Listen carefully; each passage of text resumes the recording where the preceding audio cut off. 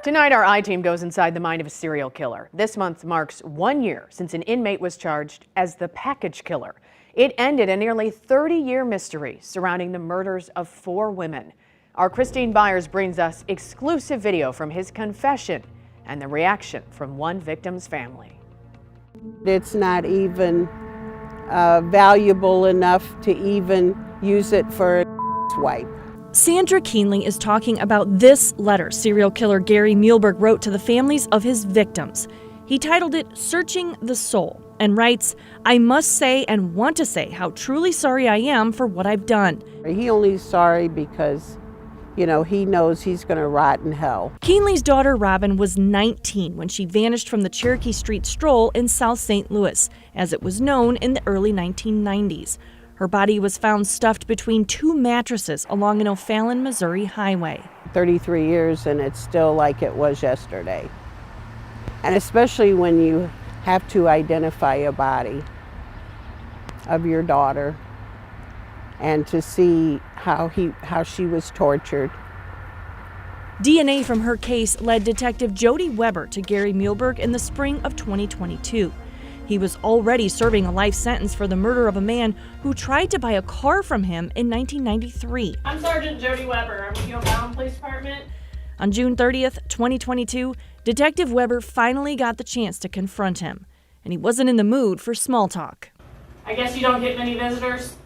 Get to the chase. 10 minutes in, Weber pulled her ace. She told him she had his DNA at Robin's scene. Does that ring a bell at all, Robin? No, I don't remember it. She tried using his life sentence as leverage to get him to talk. I mean, I don't know how they can give you anything more. Yeah, the death penalty. 47 minutes in, We're done talking.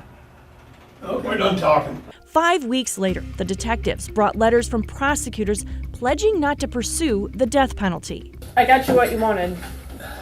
Okay, so now what?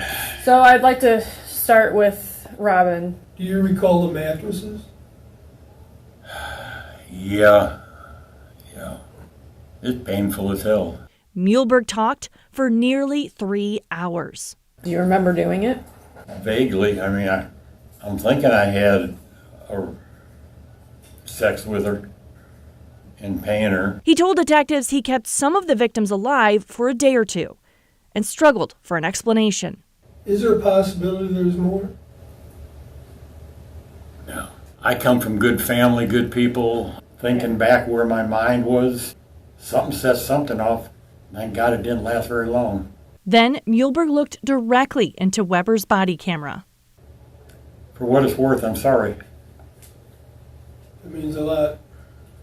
Nah, I don't. Sorry don't make it right.